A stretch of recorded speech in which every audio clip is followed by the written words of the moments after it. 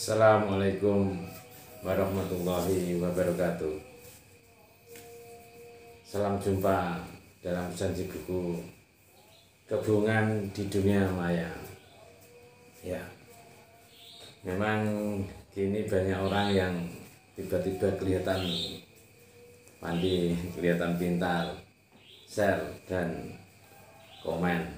Itu gaya dunia maya saat ini. Buku terbit tahun 2020, jadi agak baru ya, walaupun sudah 1 tahun yang lalu. Buku ditulis oleh Budi dan Berto ya, diterbitkan di Gramedia.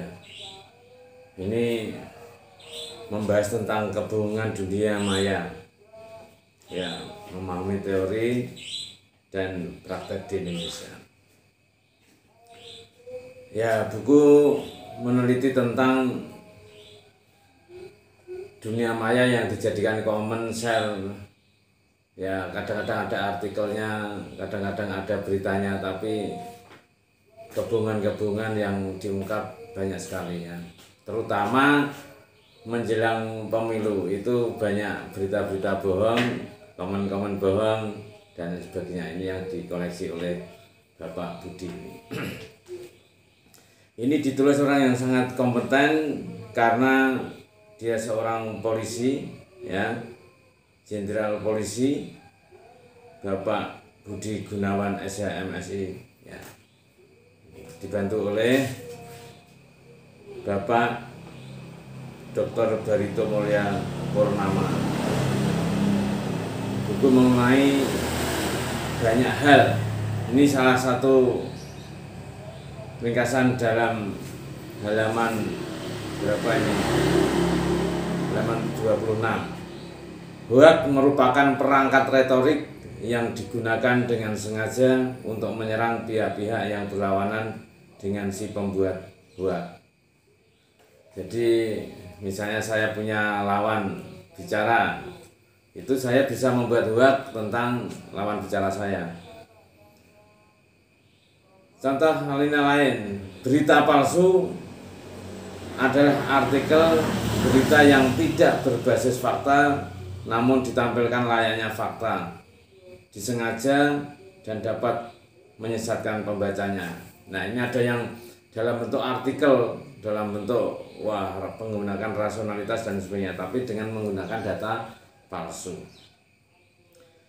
Kemudian ada ini lagi, fenomena hoax sebenarnya sama-sama tuanya dengan sejarah fasisme di bumi ini. Pada masa fasisme Hitler, hoax juga bermunculan sebagai bagian dari propaganda partai Nazi untuk memenangkan simpati rakyat dan membangun kekuasaannya. Nah, di Indonesia juga pernah masa komunis ya, itu juga keseluruhan masa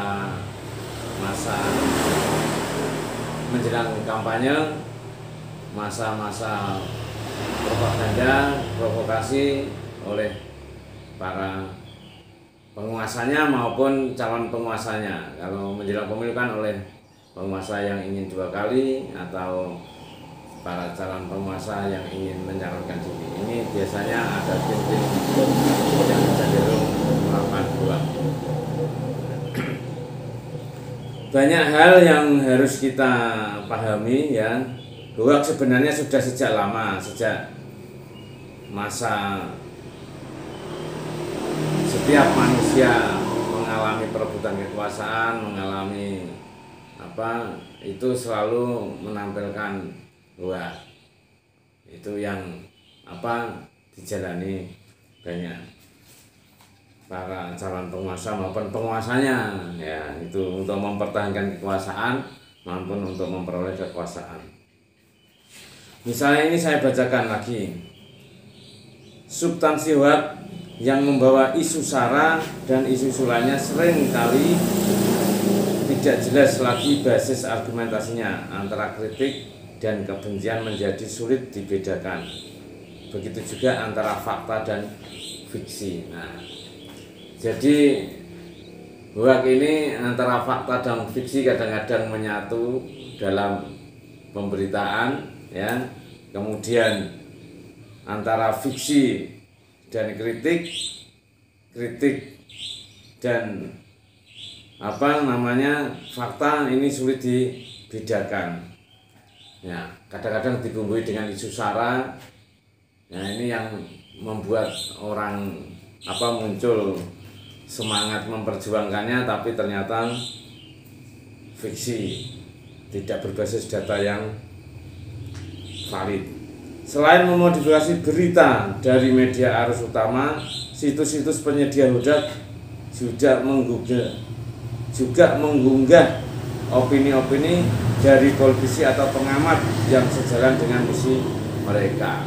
Jadi hoak tidak hanya sekedar dari para penulis, tapi juga dari politisi, ya, dari pendukung-pendukungnya ini juga menyebarkan berita hoak, dan ini yang sangat kita sayangkan. Kadang-kadang ya hoak itu menghiasi media-media, ya, apalagi sekarang masa ada Facebook, ada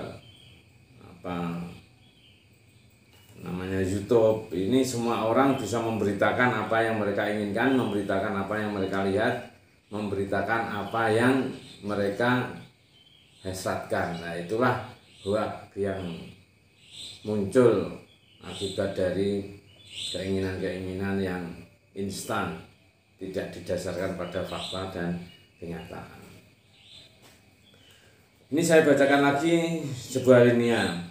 Tindakan membagi berita kepada teman-teman di situs jejaring sosial merupakan sebuah praktek untuk melegitimasi hasilnya agar terlihat knowledgeable dibanding teman-temannya.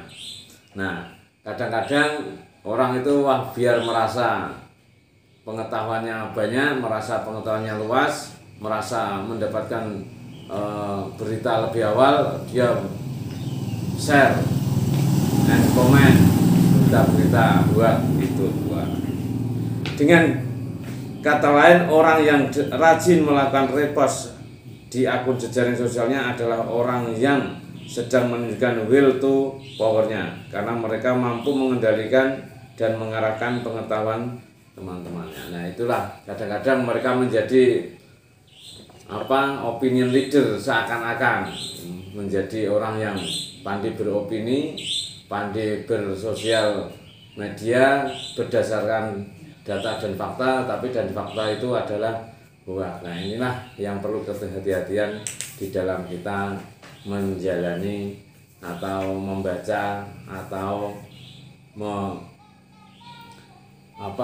mengamati sosial media. Jadi walaupun semuanya memang harus kita persaringan dan harus kita perhatikan antar berita disambung-sambungkan apakah itu benar atau salah. Jangan sampai kita melakukan share and komen tidak dasar pemahaman yang cukup, yang memadai. Nah, itulah kadang-kadang berita-berita yang ada di dalam sosial media itu menghubungi kita sendiri, tapi kita tidak sadar kalau kita dibohongi dan kita share. Ini lebih parah lagi. Ya, demikian pagi hari ini kita resensi buku Kebohongan di Dunia Maya. Dan ini harus menjadi perhatian bagi kita. Kita jangan mau dibohongi oleh berita, dan kita juga jangan membohongi orang lain. Semuanya harus berdasarkan berita, fakta, dan opini yang baik. Kadang-kadang berita dan faktanya benar, tapi opininya tidak baik. Kadang-kadang opininya baik, tapi dari dasar berita yang tidak baik. Nah, inilah yang kita istilahnya kalau sebelum ada dunia maya ya dunia ngerumpi. Nah, ngerumpi itu kan ada ngerumpi yang baik, ada ngerumpi yang bohong. Sekarang kebohongan itu difasilitasi oleh alat bantu informasi yang canggih. Demikian, mudah-mudahan resensi buku pada pagi hari ini bisa membawa kebaikan kita bersama. Assalamualaikum warahmatullahi wabarakatuh. wabarakatuh.